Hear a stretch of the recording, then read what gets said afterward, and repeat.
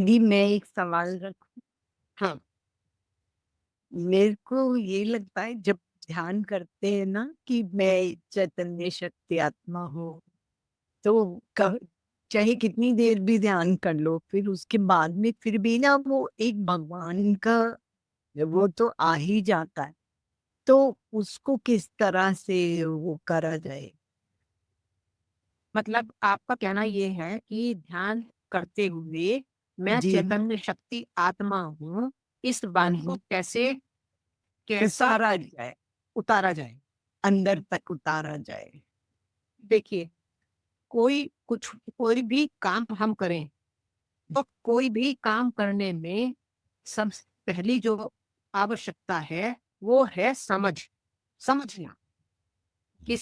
किसी भी ध्यान का कोई भी प्रकार हो चाहे, उसमें जो-जो बातें कही गई हैं, उसको बहुत बार-बार, बार-बार समझ समझ लेना।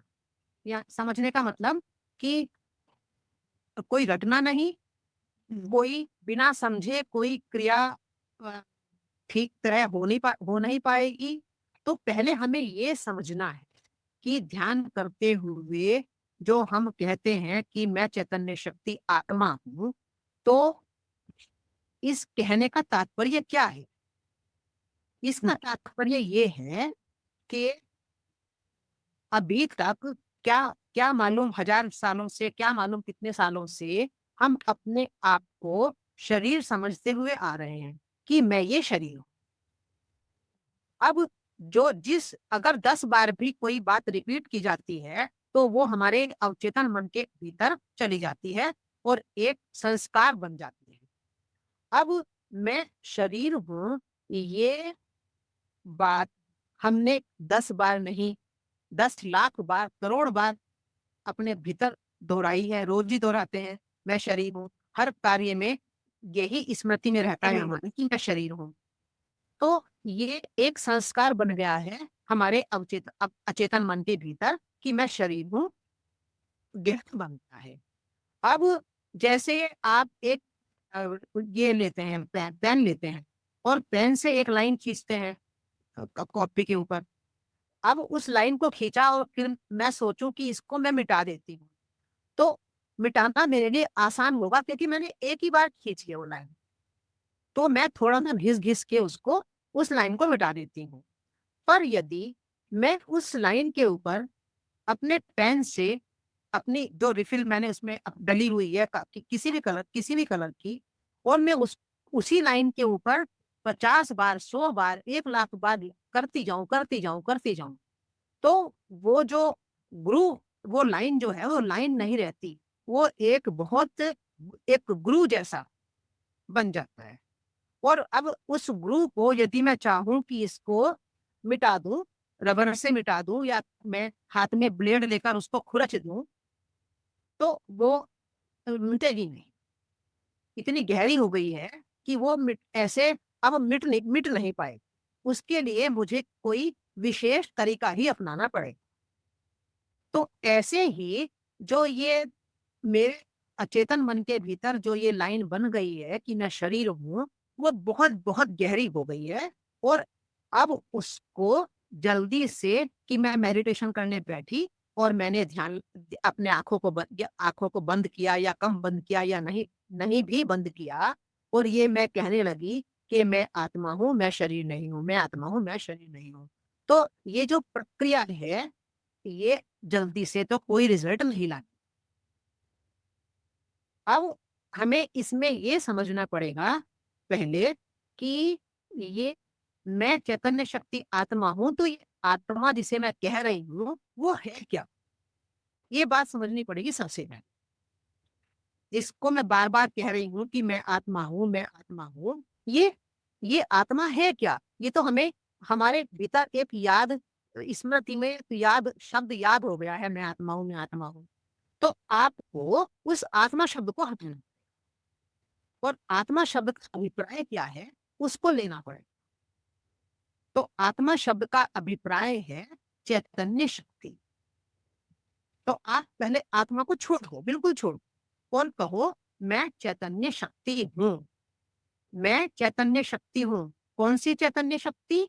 जिसकी उपस्थिति से ही कोई भी शरीर, चाहे वह चींटी का है, चाहे वो वृक्ष का है, चाहे वो कीड़े-मकोड़े का है, चाहे मनुष्य का है, कोई भी शरीर, पक्ष पादप से लेकर वृक्ष से लेकर मनुष्य तक कोई भी शरीर इस चैतन्य शक्ति के द्वारा ही चेतन हो पाता है। तो मैं अपने ध्यान को चैतन्य शक्ति पर केंद्रित करूं और उसके लिए सबसे पहले अपने शरीर को देखूं कि जो ये शरीर है, सिर से लेकर पैर तक, मैं एक एक अंग का अवलोकन करूं। सिर को कहूं कि क्या चैतन्य शक्ति, क्या मैं सिर हूं? क्या चैतन्य शक्ति सिर? तो जब आप एक एक अंग का अवलोकन करेंगे, बाहर के अंगों का, फिर अंदर के अंगों का भी अवलोकन करें, तो आपको पहली बार पता चलेगा कि जितने शब्द मैंने बोले, पेट, आंतें, पैर, फेफड़े, लंग्स, जितनी भी चीजें मैं जानती हूँ अपने शरीर के अंदर, सब मैंने बोला एक एक करके, और मैंने देखा कि इनमें से कोई भी चैतन्य शक्ति नहीं है। चैतन्य शक्ति कौन कौन होती है? जो पदार्थ को चेतन बनाती है, चलाती है। तो अब सब पूरे शरीर को देखा, एक एक चीज को, तो अब इनको मैंने अलग रख दिया कि ये मैं नहीं। फिर अब सोचो कि जब ये सारा शरीर मैंने देख लिया, ये मैं नहीं हूं, ये चैतन्य शक्ति नहीं है, तो अब प्रयास करूं कि फिर वो चैतन्य शक्ति कहाँ है और कैसी है। तो अब कहाँ और कैसी है, इसके लिए हमें थोड़ा शास्त्रों का सहारा लेना पड़ेगा।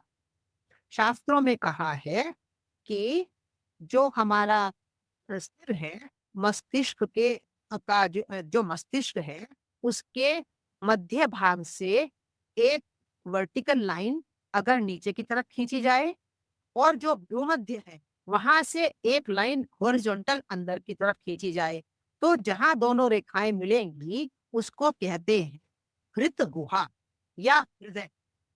एक हृदय तो होता है, ये हमारे वक्ष वक्ष के बीचों बीच, जिसे हम हार्ट कहते हैं, पर उस यहाँ पर हृदय कहा गया है उसको, उस जहां पर दोनों लाइनें मिलती हैं, तो उस हृदय का तात्पर्य HEART, जिसको हम हार्ट कहते हैं, उससे नहीं है। उस स्थान को शास्त्रों ने हृदय कहा है, भगवत गीता ने भी उसके लिए हृदय शब्द प्रयोग किया है। अब हमें ये उस हृदय अब हमें उस पॉइंट को, जहां दोनों लाइनें मिल रही हैं, अब हमें ध्यान के द्वारा, अपनी मानसिक शक्ति के द्वारा, अपने मन बुद्धि की आंखों के द्वारा उस पॉइंट को बार बार ढूंढने का प्रयत्न करना है। जब हम प्रारंभ में करते हैं तो वो पॉइंट मिलता नहीं है। कभी हम बार बार अपने ध्यान को वहां ले जाने की कोशिश करते हैं, अपने मन की आंखों को ले जाते हैं, पर वो पॉइंट हमें मिल नहीं पाता। उस पॉइंट के मिलने में हमें काफी समय लगता है। यदि वो पॉइंट मिल जाए, जिस दिन वो पॉइंट मिल जाता है, उस दिन हमारी काफी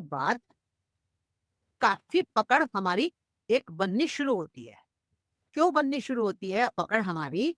क्योंकि यदि वो पॉइंट, जिस दिन हमें वो पॉइंट मिल गया, तो जैसे ही हम अपनी मन की आंखों को उस पॉइंट पर लेकर जाएंगे, तो हमें एक वाइब्रेशन की फीलिंग आएगी।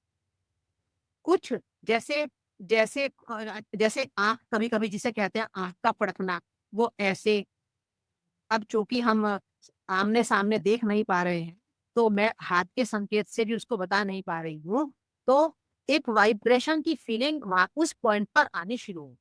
तो वो पॉइंट है, बताया गया है शास्त्रों में कि वो एक बिंदु है प्रकाश का, प्रकाश स्वरूप बिंदु है। तो उसको हमने कहा है चैतन्य शक्ति। तो चैतन्य शक्ति, वो पॉइंट चैतन्य शक्ति है। समझ लीजिए, ऐसा समझ लीजिए कि चैतन्य शक्ति यहाँ उपस्थित रहकर इस शरीर को, जो ये मेरा 5-6 फुट का शरीर है, इसको चला रही है। या अर्थात चैतन्य शक्ति वहां बैठी है, यहाँ जहां मैंने बताई है, और अब वहां से उसका कनेक्शन पिट्यूटरी ग्लैंड वही है, और पिट्यूटरी ग्लैंड केमिकल्स की ग्लैंड है, रसायन है, वो वहां रसायन है। तो वो चैतन्य शक्ति को ये पिट्यूटरी ग्लैंड का जो रसायन है ये पकड़ लेता है, और फिर पूरे शरीर में उसको चेतना के रूप में पहुंचाता है। यानी कि अगर मेरी उंगली हिल रही है तो ये चेतना कहाँ है, ये उंगली क्यों हिल रही है, उस जो वो प्रकाश बिंदु है उससे पिट्यूटरी ग्लैंड का कनेक्शन बना है, और उस चेतना यहाँ मेरे उंगली उंगली के आखिरी बिंदु तक पहुंच रही है, या मेरे पैर के निचले बिंदु तक चेतना पहुंच रही है। तो शरीर के एक एक कोश में, एक एक सेल में वो चेतना अब पहुंच रही है। तो इस चेतना को पहुंचाने वाला स्थान अब मुझे मिल गया है, ढूंढ लिया। तो इतना इतना अभ्यास एक बार में हमें करना है। तब ठीक आगे है। की बातें तब आगे की बातें ध्यान की, फिर आगे की बातें जो अगला स्टेप है वो उसके बाद हम समझ पाएंगे। इतना हम्म, इतना काम हमें प्रैक्टिकली करना पड़ेगा, केवल शब्दों से नहीं। शब्दों से मैंने बोल दिया, शब्दों से मान लो आपने भी याद कर लिया उसको, केवल बोल दिया, पर उसको प्रैक्टिकली करना पड़ेगा। जी। तो ये फर्स्ट स्टेप हो। हम्म, ये जब ये हो जाएगा, जब ये अपनी पकड़ में आ जाएगा, फिर हम दूसरे स्टेप की बात कर सकते हैं, अभी नहीं। ठीक है। ठीक है ना, छोटी सी बात है, वो बताने में इतनी लंबी हुई, और भी लंबी हो सकती है बताने में, पर चूंकि आप करते रहे हो तो आपको इतनी बार थोड़ी प्रैक्टिकल करना पड़ेगा।